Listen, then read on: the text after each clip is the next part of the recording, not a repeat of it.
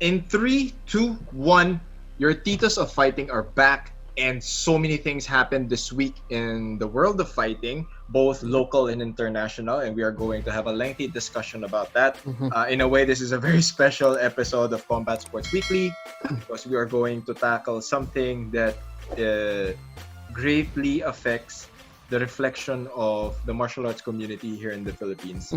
It's something that happened, pacified, and I'm very proud of the martial arts community here in the Philippines kasi it didn't escalate to a level wherein there's no point of no return. So we'll get more into that later. But first, okay, I have my co-hosts here as well. We have Carl De Mesa and JC Reyes. So we are going to recap some of the things that happened in the combat sports. So we will begin with 1FC No Surrender 3. So we will make a quick recap. Feeling ko gagawin ni I think 1FC will do trilogies of each event. So it's very good for kasi, coach. Diba?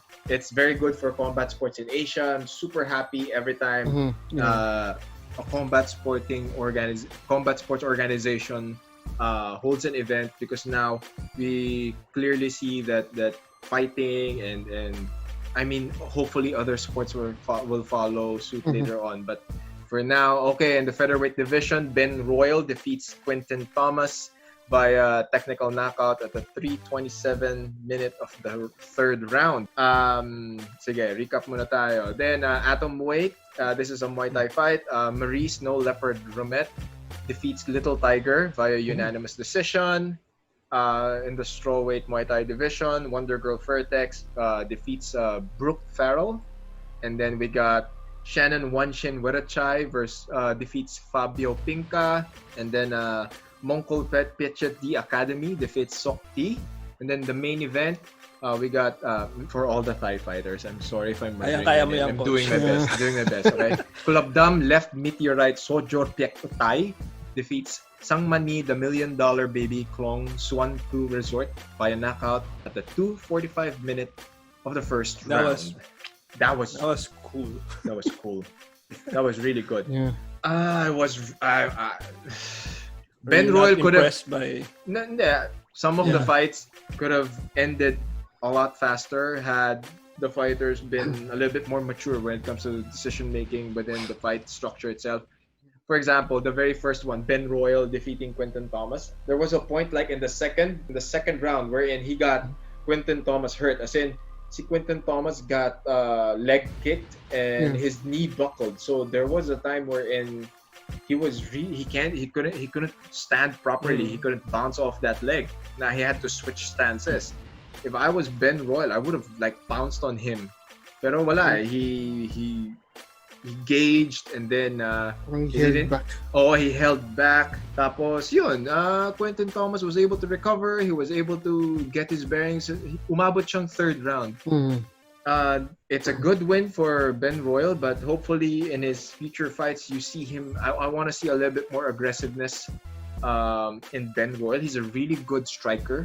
He has a black belt in Brazilian Jiu-Jitsu, but his striking is way up there.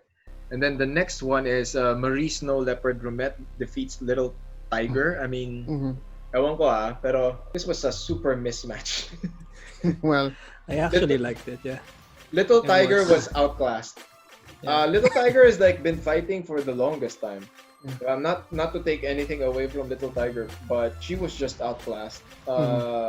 Romet was just taller, longer. She utilized so many things, and she was push kicking. Nakita niyo yung engagement nila within the pocket. Within the clinch, Romet would throw vicious elbows. Ang ganda ng elbows ni Snow Leopard dito. The thing about the Muay Thai rule set, this is just me. Okay, this is just my opinion. The moment you eliminate trips and some sort of grappling, it limits the movement. It limits the level of action that parang is it still Muay Thai, coach? I don't know. I don't think it's Muay Thai anymore. I don't think it's Muay Thai anymore. I don't know. Tsaka ito yun fighter adjustments are gonna be critical. in the sense that, for example, in that fight alone, so by the time that Little Tiger was able to bridge the gap, they were into a clinch, they were throwing knees. Diba, they were throwing knees. And then ito lang yun eh, you're throwing knees against a very tall opponent against a taller opponent. It's gonna be hard. Diba? It's gonna be hard. And then I really hope that Little Tiger and her coaching staff can make in-fight adjustments. There was no in-fight adjustment. She was doing the same thing for 3 rounds and wala, she got beat up. Yun lang. Medyo foolish ka yung strategy actually. Hindi ko magets. Diba? It's a very ulitin mo lang. Oh, I don't understand. I think, baka din kasi it's been happening. May mga fighters na nalilito talaga sa rules ng one for some reason. A lot, diba? And then Muay Thai culture, the Muay Thai fight culture itself, you go head to head, you go toe to toe. Someone kicks you, you kick back. Someone punches you, you punch back. So that's what happened within the clinch. Rumet would throw a knee, Little Tiger would throw a knee. It just so happens that Rumet was taller, so the knees of Little Tiger was insignificant. It had no bearing. So ayun, lesson learned for Little Tiger. Then we go to the next one. I like this fight. Wonder Girl Fairtex defeats Brooke. This was impressive. Super impressive. Yeah. Super impressive. It's not that Brooke was tagal na yan, di ba? Oh, it's not that Brooke wasn't knowledgeable or she didn't know how to fight. She knew how to fight. She knows how to fight. Just so happens that Wonder Girl Fairtex was just on a different level. As in, ang bilis. Malayo. Grabe yun. Nakita niyo yung flurry? I mean, it was beautiful. It wasn't rushed. There was no yung gigel. Walang gigel eh. Everything was calculated. Everything was methodical. She knows what she's doing. Yep, she knows what she was doing. And then the next one, this was a split decision. Shannon Wanshin Wiratchai defeats Fabio Pinca. I like the knockdown in the second round. Yep. And then a spinning back fist. It was right on the button. Props to Fabio Pinca. First impressive MMA, for first debut eh. Yep. Split Debut. decision pa inabot eh. Yep. Not bad. This fight could have gone either way. In my the way I watched it, the way I looked at it. A former WBC champ. Yeah, I mean, it could have gone either way. That knockdown saved Wiratchai. He wasn't really winning. Kasi he was eating leg kicks. He was just counter punching. He was waiting. He was waiting to counter. Fabio was pushing been the his action. It's kind of been his pattern for the last couple of fights. Yes, that's true. Sadly. It's been his yun na yung habit niya. That's Yun been his default habit. niya. Yep, that's true. Again, MMA gloves on a Muay Thai fight Iba eh. can never go wrong. Never Even go the sound, ang crisp. Yep, super. And then let's go to Bellator 244. Yes. This was not bad at all. This was not bad at all. I mean, in fairness. So we're gonna cover the 3 main bouts. So Valentin Moldavsky defeats Roy Nelson. Big Country was he was there, pero he was there. Not Big Country Maybe KO. there for the money. I don't know. Medyo big. Actually, the biggish country na lang siya. Hindi na siya gano'ng kalaki. In fairness, yeah. He got in shape. It was good. It's just a beard, I guess. Then John Salter defeats Andrew Capel. And this was the arm triangle. Triangle to. That's okay. Parang gassing out moments, and then saw an arm triangle, went for it. Yun. And then Julia Budd defeats Jessie Neal. Julia Budd is the di ba? The former Invicta ata yan eh. And then she got beat by Cyborg. Parang alam ko yun eh. If I remember correctly, she lost her title to Cyborg. Yeah. Very impressive win. Good. The pace was a little bit slower in this match, pero she definitely outclassed her opponent. Clinching was there, wrestling takedowns were there. She just has to develop more cardio for fighting cardio. Her only defeats were from sa buong fight history niya were from Amanda Nunes, Ronda Rousey, kaya siya Chris ganun kagaling. Cyborg. Ayun. Kaya siya ganun kagaling. That explains. Magaling siya. She's really good. Diba? So at least I hope this win puts her back in the running. And then Of course, the main event, Vadim Nemkov defeats Ryan Bader for the 205 belt ni Bellator, and very impressive. Yeah. Team Fedor. Fedor protege. Yes, Yeah. yes. I love the intensity. I love the cage IQ. I love the transitions. He picked the shots and he wasn't rushing. It was very impressive. Bader tried to get back in the game. Yes. He really tried. He got rocked. He got Russianed. He got Russian. Tsaka maganda. Didn't Good officiating. Recognizing the distress, and Bader really tried. He stood up, tried. diba? He stood up. He was able dropped to run twice. away. Defense, Yeah. sayang. Pero he still has the heavyweight belt, diba? Still has the I think so, heavyweight yeah. belt. Okay. I think Bader lost the title. He did sa He heavyweight. did heavyweight. Yeah. No, light heavyweight. Okay, we'll confirm that. But Light heavyweight. the new light heavyweight champion He still for has the Bellator heavyweight right now title. is Vadim Nemkov of Team Emelianenko. UFC 7 in Vegas. Yep.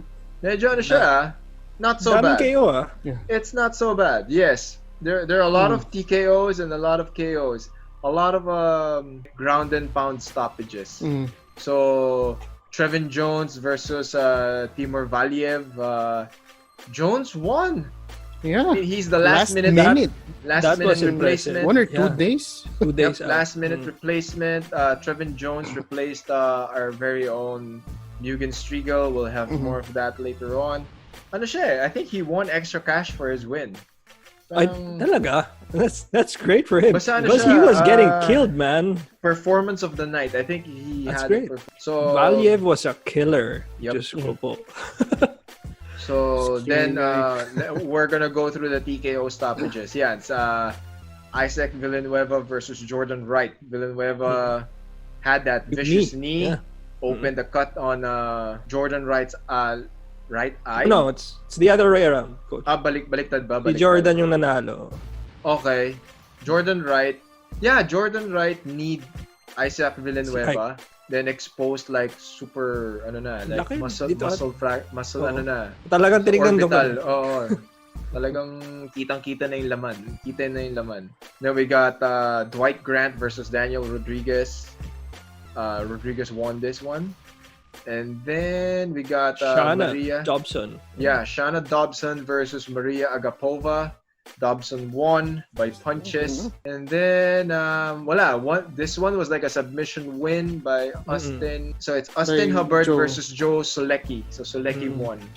Marcin Pracino versus Mike Rodriguez. So KO in the first round. And then the main event was Pedro Munoz versus Frankie Edgar. That was the only fight that went the distance. Yeah. Ang bibilis kasi. Talagang di magkatamaan eh. What do you guys think of Frankie Edgar at 135? Meron pa. Yeah. I don't know. Parang pwede meron pa. pa. Parang pwede pa. I don't know kung he can get to title contention, kung kaya pa doon. Pero he delivered that night. It just seems like he has a lot of damage na talaga, no? Very over true. the years. Yeah. I agree with JC. I agree with Carl.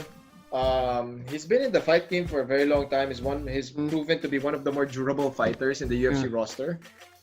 He will have a good run at 135. Sino bang champion sa 135? Si Peter yan, di ba?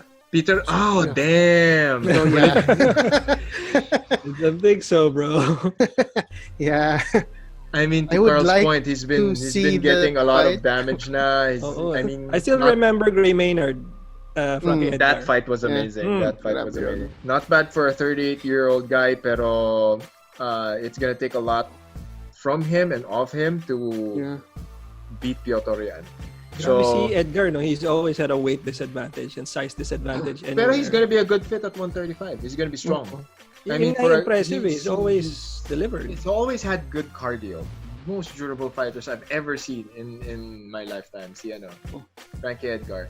And then we're gonna head back. We're gonna take a step back a bit. We're gonna go back to 1FC because our very own Zamboanga siblings. So it's gonna be good news. Very good news indeed. So they're gonna be part of 1FC, a new breed. A new breed. It will a be new breed one, huh? A new breed one. It's gonna be Kasi headlined. tatlo uli eh. Tatlo ulit. It's gonna be headlined by former teammate Stam Fairtex against Alicia Helen Rodriguez for the Atomweight Muay Thai World Championship. Denise is gonna go against Watsapina Kai Huong of Thailand, and then Drex Zamboanga is gonna go against Dechadin Son. Ano? Teka lang. Sorcery Suphatin. Sorn Siri Suphatin. Yan. So again, Sorry Drex for messing up your Zamboanga. That name, was sir. impressive. We're murdering your name. I'm super sorry, Mr. Dechadin Sorn Sirip Suphatin. But he is going up against Drex Hopefully it won't Zamboanga. matter if Drex wins. Yes, we are going to be praying for victory for our kababayans. Good job, and I hope that next week when we recap, it's gonna be a win for both siblings. Debut for Drex, and another day in the office for Denise.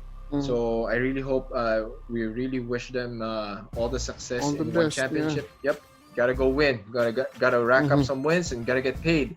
Speaking of Mark Striegel, it's so unfortunate that he wasn't able to debut last week in the UFC because he tested positive for COVID and Mild lang naman daw, pero super mild can't symptoms, and I'm very, very sure he's gonna get over it. He's gonna recover. I just want him to recover quickly and correctly. Debut. Notably, hindi niya nakuha ata dito yung COVID, coach. Yeah, sa Vegas. Sa Vegas na niya nakuha. There was an article that circulated on social media. It was written by a GMA reporter. His name is JMC Asat. And then this said reporter, ano ba yung, how do I put this? The title of the article is, sige, para ano tayo. Yeah. If we can put context to this.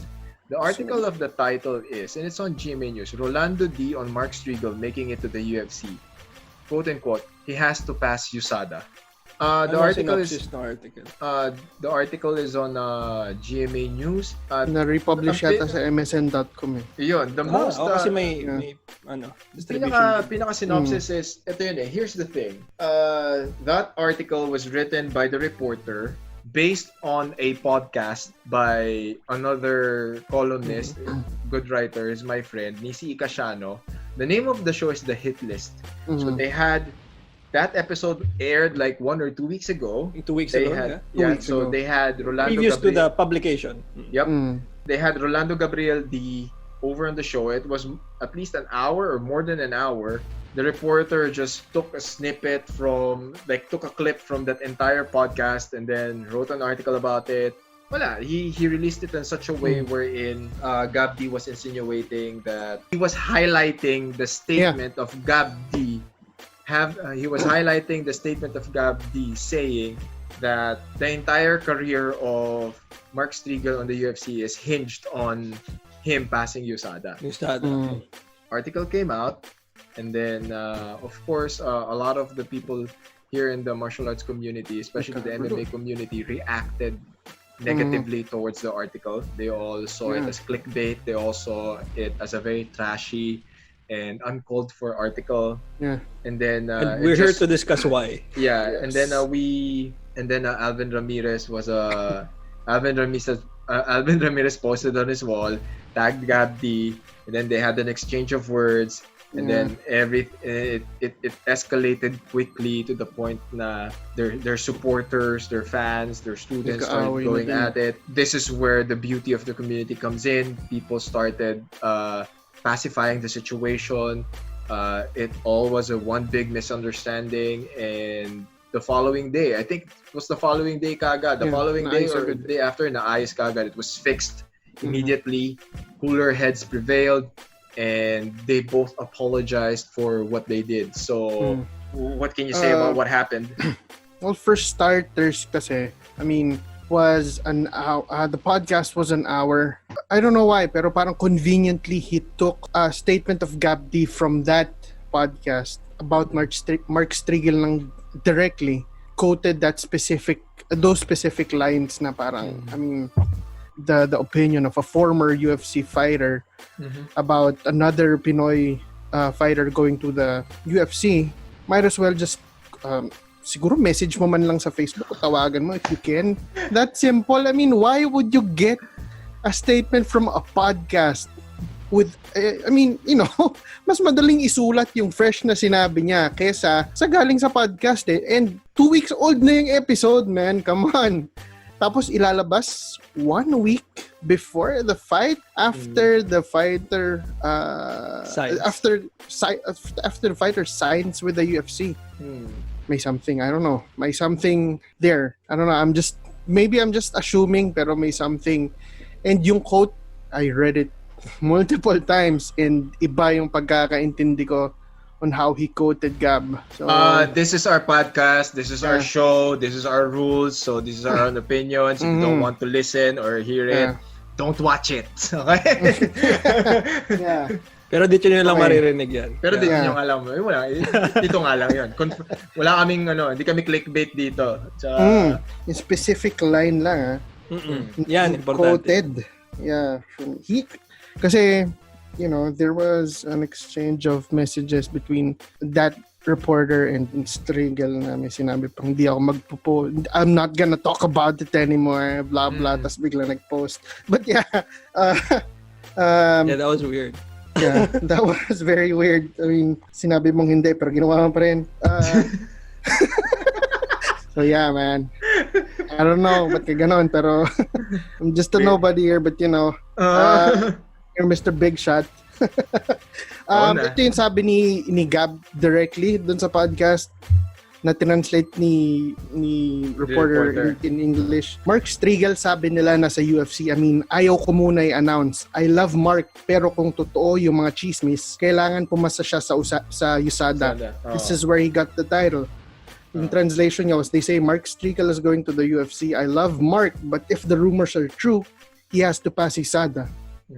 If you analyze these lines, yung sabi nila na nasa UFC na si Mark Striegel, and then you connect it to pero kung totoo yung mga chismis, that was the rumor. So I don't know kung saan nanggaling yung Which was USADA the rumor? thing. Yung USADA, hindi siya papasa sa USADA because? Or yung rumor na nasa UFC siya? Yung rumor na nasa UFC siya kasi this was 2 weeks prior, wala pang announcement. So why would you connect it to the USADA thing? Wala pa namang announcement, diba? Yun nga eh. Ito yun we all had our take dun sa audio at sa video. So, sige, tapusin mo na ni JC yung point niya bago and then, so dun siya I mean, I don't know how he analyzed this part, pero dito niya kinuha yung title of his article eh. I mean, point being, ang based sa understanding ko is yung rumor na binabanggit ni Gab on his statement was a rumor that Mark Striegel was gonna be in the UFC already. This part is he said na, I mean, ayoko muna i-announce, pero I love Mark, pero kung totoo yung chismis, so the chismis was kind of like Mark was going to the UFC already. Yeah. And then yung USADA is something na, I mean, you know, all the fighters who go into the UFC has to pass USADA. More or less the same sentiments with JC. Now, here's my take on this. My personal take on this is I want to cover several aspects of sports broadcasting and sports journalism. I think the journalism part can be extensively explained by Carl. Pero reporters, journalists, writers, or contributors. Let's just put them as contributors. Of course, they're gonna write an article because I've written articles for news outlets as well before. I mean, so I know how it goes. I have an idea that you submit the article, then they're gonna release it whenever they feel they want to or they feel they can, and then it's subject to edits. It's subject to edits, it's subject to editor approval. So this is the process. Then of course, once you give your article, siyempre, news outlet or whoever you submitted to can do whatever they want with it, diba? I'm gonna say the same thing based on the three of us, our previous conversations. I never gave a shit about the article. What I didn't like about the entire thing was the effect it had on people. I don't care about the article. I don't care about whoever wrote it. It's just that meron siyang tinamaang mga tao. People reacted And of course, with any news article, there will be people who will agree. There's gonna be people who won't agree. However, it escalated to a point wherein two individuals hated each other, Yeah. diba? And it had to be pacified. And of course, you had to pacify their supporters, their fans, their teammates. All for what? For an article that was ill-written and clearly had an agenda. Ito yun. Yun din. I'm gonna point out the same thing. Article was written from a podcast episode. Diba? So basically, this is me. I heard the podcast. I'm gonna write up something about it. The main source. Diba? Ang main source mo is someone else's show. Yes. And then you're gonna take something. And again, that podcast aired like 2 weeks prior.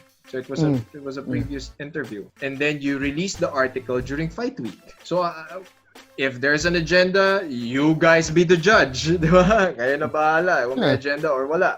Agenda aside, article aside, I don't give a shit. It's just that pinag-away nyo yung dalawang tao. It just so happens, kaibigan ko pa yung dalawang tao. So ako, in my own capacity, I politely and respectfully messaged both of them and I said that the other guy is a good person. This is probably a misunderstanding. And this is something that I am really, really proud of when it comes to the jiu-jitsu and the MMA community here in the Philippines. We can all talk about misunderstandings. The communication lines are open.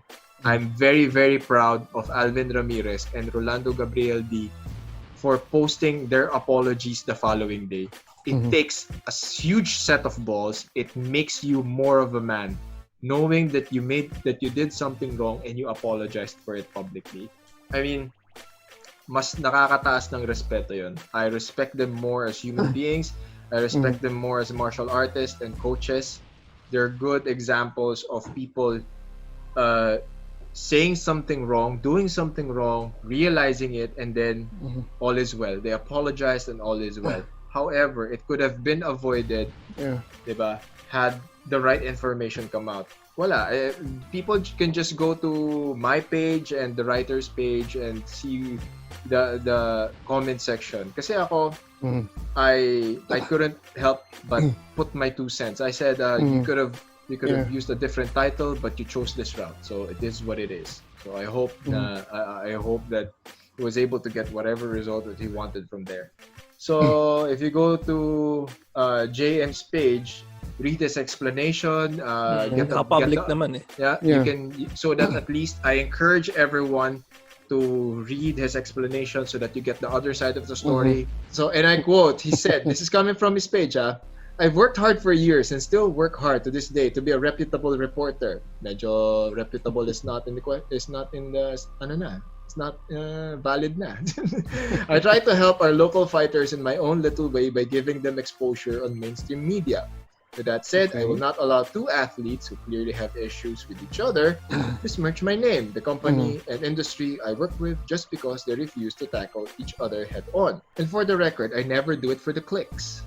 I am that kind of asshole who wants to get clicks out of my story, then might as well use household names to accuse me of clickbaiting, but at the same time utilize 2 not so popular fighters known only to some in the small MMA community is plain dumb. Okay, so doesn't that make it worse? Yeah. By other people's standards, fuel to the fire. this is my problem. People who are not part of the community, people who are not accepted by the community, who probably never fought in their life, or they probably joined an event once or twice so that they can say that they've fought, I think he did. will start talking this way.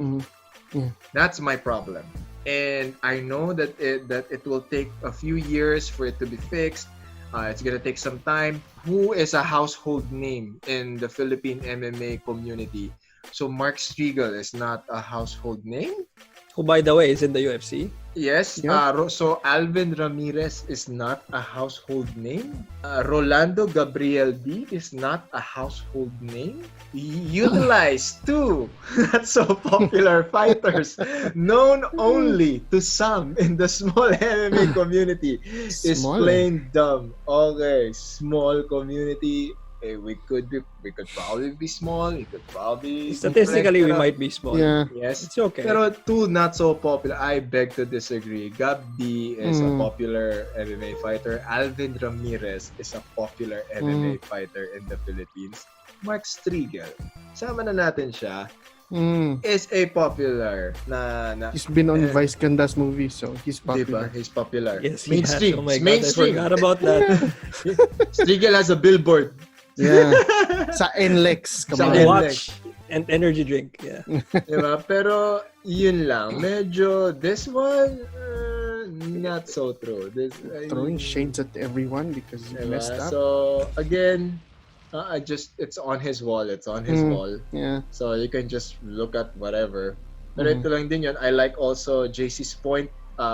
When we were discussing it, sabi ko nga, pwedeng ano siya eh. Medyo threading on thin ice yun eh. Pero Mm. totoo rin naman eh. When he pointed it out, I kind of looked back and I said, oh nga no. Interview was like 2-3 weeks ago. The article was released a week ago, so pwedeng yung context nung kung totoo yung mga chismis, or kung totoo yun, kung anong quote na yun, it could be in the context of Striegel being signed by the UFC. It could be Striegel passing USADA. Now, when it comes to USADA, I do not understand as well why the angle or the emphasis was passing USADA. Yeah. Every UFC fighter Needs to pass.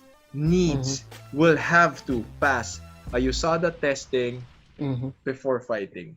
After they fight, they will still be tested by USADA as long as they're part of the UFC roster. So USADA testing is part of the routine. USADA testing will be part of their life. Now, has Striegel been accused of using steroids before?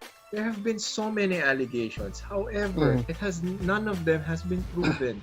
So we cannot definitively make that conclusion because there's no proof. So until proven guilty, he's not doing anything. He's not using anything. If you go further towards Gab's statement, if he passes USADA, he needs to pass USADA. There was a second part of the statement wherein he specifically said, I'm not saying na nagsisteroid si Striegel. He said that so many times. Yeah. Next, he explained his journey. He said that he was only allowed to drink coffee, take whey protein, and certain amount of supplements. For clarificatory purposes, that is very true. You're only allowed a certain amount of caffeine. Everything is controlled, especially during fight week. Next, when it comes to supplements, the UFC and USADA, they're very strict with your supplementation to the point wherein they provide you with the supplements that you are allowed to take. Just to make sure that you will not test positive based on yung mga tainted supplements. Ang dami And- kasing nadadagdag. Yeah. Totoo. And then, Listahan, di ba?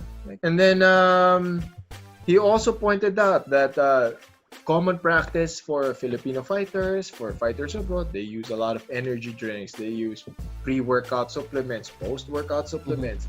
They buy things off the shelf. This is something that the point that I'm trying to drive in is when I watched that interview, I didn't really have to rewatch it because I know Gabby. I know how he talks. Yeah. And I know the structure of his words because I know him. I speak to him. I interact and I engage with him. So I know how he talks. And for the record, when that episode aired, there was no violent reaction. There was no negative reaction because everyone who knew Gab D knew how he talks. So in the context of the way he speaks, the way he puts out his thoughts and the way he speaks his mind, people understand the way he talks and the way he interacts with people. So that statement was not a big deal. Ang problema ko, why was it blown out of proportion by a certain article that wrote it in a particular way? But I don't know. So if there's an agenda or not, you guys be the judge. Tapos, ito lang, final point, laugh trip to eh. Here we go. So, said reporter creates for me, this is my opinion, clickbaity article and then decides to message Striegel. And I quote, okay, reporter, hey bro, how's the wait so far? To which Striegel replied, and I quote, "I don't appreciate your article with Rolando D. It was gossip-based and mere clickbait, yellow journalism. Now you're asking about my weight like I'm your bro? Way to support a Pinoy athlete on the global stage, LOL." JM replied, "Hey Mark, it was not meant to be a clickbait given that I merely quoted D for what he said in a separate interview. If you can give me a reaction to what he said, I can tell your side of the story." Let's debate. Then, exactly. Then, kita mo, we're not journalists here, but Nope. we all know it's debate. Now, to which Striegel replied, "Wow, I have no words for you. I think we're done here." And then reporter said, "Okay, Mark, not gonna argue nor continue to explain myself, but Which he please did. keep in mind that it was not meant to offend you in any way. Wishing you all the best." Of course, you're asking the guy who's inside the bubble, who tested positive for COVID, who is going to postpone his UFC debut, and you're gonna ask him this question. Diba? Clearly, this guy doesn't know anything about fighting. So he said, "Dude, if you can't see how that is blatant yellow journalism, then I don't know what to tell you. That article shines me in a bad light, and to post it right before I make my UFC debut is in poor character from you. Shouldn't even have to explain you. I shouldn't even have to explain to you why at this point. Have some decency and respect." Ewan ko, ako I agree with Striga. It doesn't take. Yeah. It's not rocket science. Diba? This is, you're trying to paint a picture that people in the community are stupid and people here are idiots, that they I mean, sige, you will have your own explanation, whatever excuse you want to say, but at the end of the day, a lot of people who will read that, who will react to that, will probably have the same outcome. Diba? So, I think that's it. So, from my side, let me just begin by saying I've covered a lot of subcultures. And MMA is just the latest subculture I've covered. It's basically no different than the Nazareno I've reported on, yung sa Quiapo, yung mga deboto doon, and no different than yung Lethway culture, which is very yes. different from ours.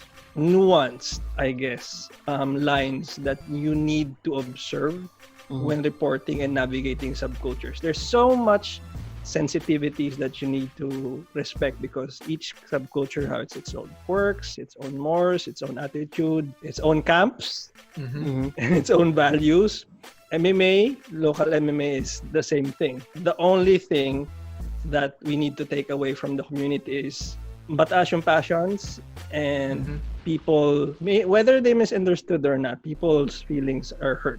Why has it become that way? Is it because of the article or is it because, and I thank you for this because obviously I'm part of the community now.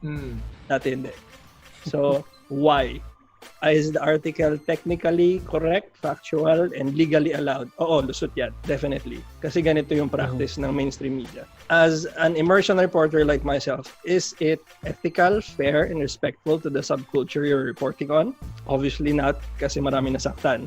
It makes the difference in immersion journalism. Ang opposite nun. And I don't want this to become a lecture on how to report on subcultures. Pero obviously, may nangyari na it needs to be corrected in a way that people don't mistake this kind of journalism for the whole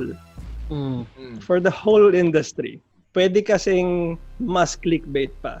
And I've seen, I can't attest na hindi siya clickbait, pero hindi siya kasing lala ng ibang mga clickbait na pinapagawa sa amin dati. You wouldn't believe what this former UFC fighter had to say about Mark Striegel and USADA. Oh, yun matindi. I don't care about yung tipong the way he put his article out or like again I care about the effect it had because that's the only thing that should matter. Because communication, which is what writing is simple. It's needs to be clear before it needs to be profound. Clarity before profundity. Was your writing clear enough that the reader understood it and was not misled? Obviously, people were misled because Alvin and Gabriel D did not understand each other.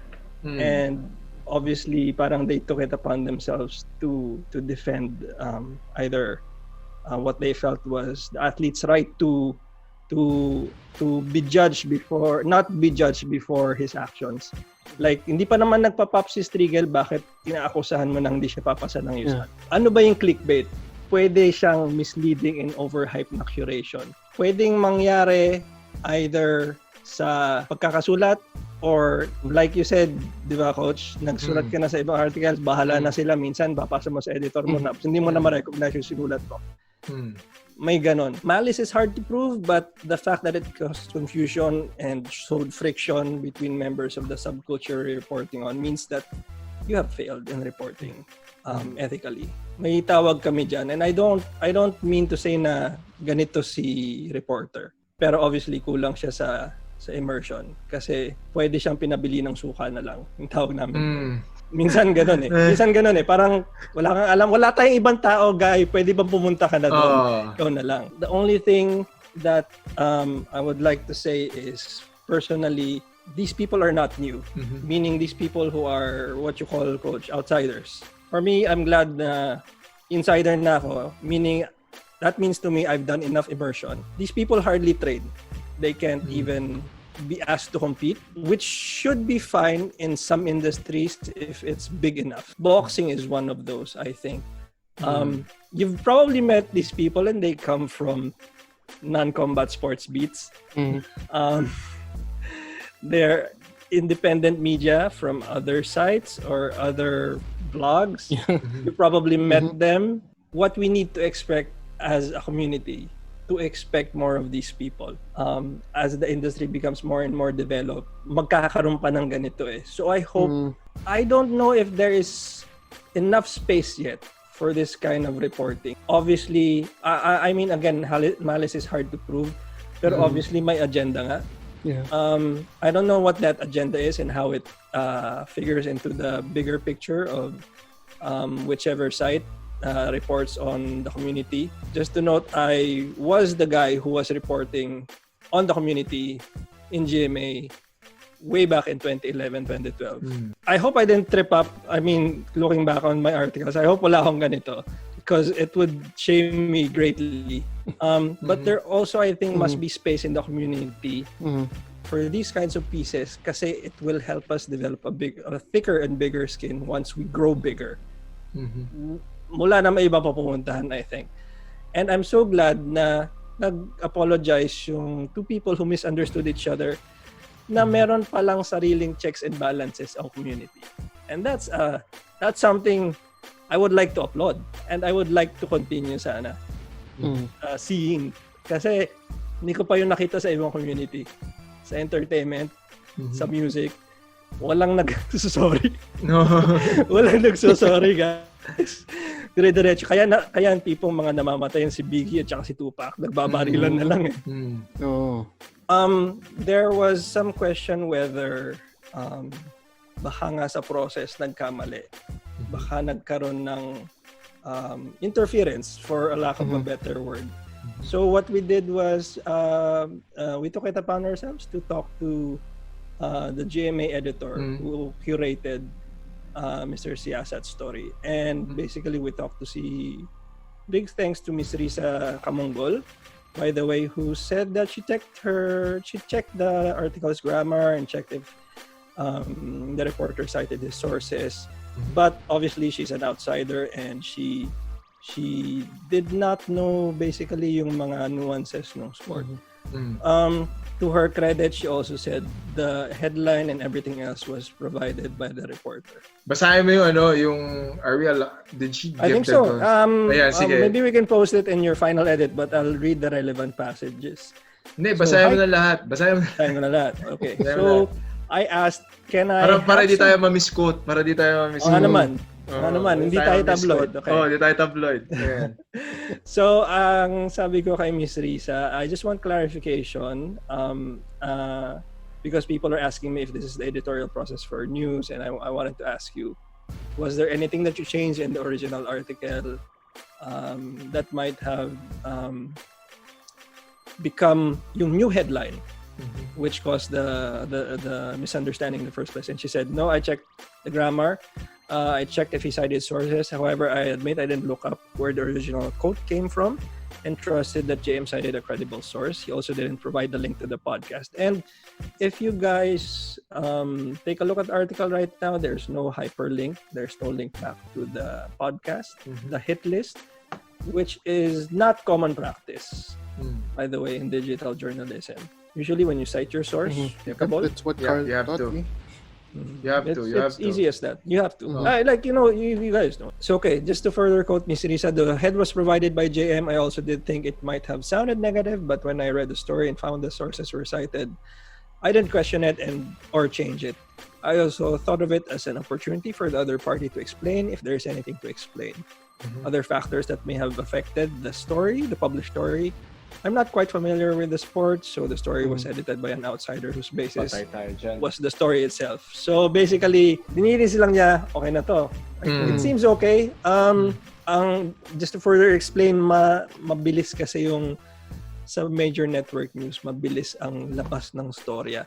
Yeah. If you're an editor on a shift, 10 stories at a given hour, it's a low. It's a low number.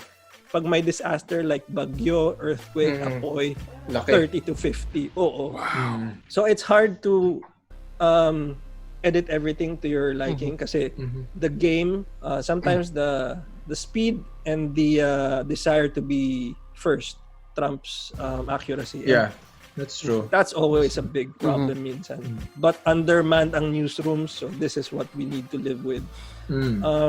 Lastly, I'm fairly new with GMA News, so I'm not yet familiar with issues in some circles. Thank you so much to Carl for look into it. Extensive research, and Yun naman, ito yun eh. You followed, diba? You followed the ethical protocol when it comes to this. You wanted to reach out. You reached out to GMA and asked them for a statement so that we get their side of their story. Yeah, and if they refuse, so what? Like, what? Okay lang. you made your effort. Yeah. So thank you so In much short, to this is how GMA. it should be done. Yes. I think yun din yung beef ko. Yun yung Hindi point naman beef. Yung issue ko, like JC said, you are a major network, so it kind of behooves you to get your own quotes. Yeah. Unless it was really what we call an access story, meaning ang dami mong dadaanan, manager, road manager, yaya, whatever. But if the guy is available One on Facebook message away. Yeah. Sabi nga ni Gab, Why not get pwede your mo ako i-message. Sabi niya. Sabi ni Gab Sasagot yan. ako. Sabi ni Gab mismo.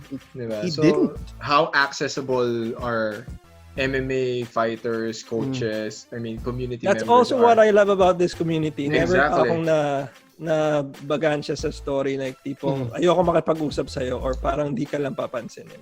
Diba? Sayang eh, diba? I Okay. mean, with everything that Carl just mentioned, kahit ako nagulat ako na parang for a single alarming news, there's like 30 to 50, so people have to edit and they have to churn out information right away. Sad talaga. So it's totally understandable. How sana lang talaga, I mean, we get to see one article about the MMA community and we're all about drug testing or steroid use or It insinuating. paints a bad picture na Yes, tipo, it paints. they're all diba? not gonna So pass USADA. So ito lang yun eh. One of our own is up there. Diba? The UFC, Bellator, or any of the other major leagues. That's the dream eh. Diba? That's the goal. So one of us made it. Yeah. One of us made it. So why don't we highlight that? Why don't I we think write an article? Everything that happened was highlights so that. unnecessary lang. It's so not needed. Mm. Who does it serve really at the end? Exactly. Who is it for? Diba? Who is it for? What is it for? My And biggest, sparing my biggest question co-host lang here. talaga dun is, why the timing? Timing That's also, din, diba? I don't want to comment on that, but Sakto. who knows? Uh-huh. There's 4 articles on GMA like a day before. 12, 13 kasi yung article that we're talking about. Then 2 more afterwards, like Striegel test positive and ABS-CBN eh. But baka naman pwedeng mag-double check na kayo GMA, di ba? Kaya nalang laman ng radyo tsaka TV ngayon eh, di ba? Syempre, labanan pa rin sa internet. Pero, Yeah. like, come on, you guys. I mean, we should be celebrating that another Filipino is in the UFC. To kick it off with an article like this, sayang. Sayang lang. Yeah. Sayang. It's uncalled for. Okay, let's wrap this up. JC, final words. Yeah, so now, hopefully after watching this, you understand how protective the scene is with everyone at kung gaano din kadaling kausapin yung mga tao. I mean, if you have any questions with anyone, they're usually just a PM away or a text away or call them. Not quote them from some podcast to get their opinion on something. So, yeah, na-explain na ni Carl yung lahat about that and how it should be done. He even did his part on showing how it's supposed to be done. Go, Carl. Yes, thank you. Because this is a community podcast and weird because I started reporting on this way back in 2011. And I was the guy outside looking in, just trying to figure out who's who and what, until I tried it for myself. And, these are the things that I do for immersion, but oftentimes it's a hard towing line whether for me to stay in a certain community because I love it or continue to report on it because your objectivity demands that you remain not friends or you do not get too close to your subjects. And I'm very glad that I decided to stay, and not only because of my two co-hosts here, Franco and JC, but also because the exemplary, I guess what you call diplomatic way of solving things. And for it to come from fighters who are used to violence is why I continue to love and support this community. Very well said. The Jiu-Jitsu and the MMA community is a growing community. It's actually bigger than it's actually growing through the years. What differentiates us is that we are loyal to the community. And again, I cannot highlight this enough. Good job to Alvin Ramirez and Gab D for they apologize to each other, they apologize for their actions, and this reflects not only to them but to the community. Everything can and will be resolved by just making sure that communication is there. Diba? We will not allow one stupid article ruin us. I'm very happy that people provide us with very positive feedback na we're all easy to listen to. The dynamic is nice daw. Thank you so much. We just make it look easy. We just make it look easy. Daming research to, guys. Pero this is a lengthy discussion about the fights, the technical aspect of it, and I'm very happy to read messages and people saying na it's just like we're all having a very friendly conversation. That is the goal of this podcast, to make life easier for you guys to understand the realm of combat sports. So, subscribe to this channel and like this video. Follow Destroy MNL. Follow Coach Franco Says. Listen to our podcast. All the materials there are good. We will never resort to clickbaiting. Walang ganon, man. We will May tell you 10,000 hours kami. We'll tell you the lowdown on everything, and we will see you guys next week. So, bye-bye.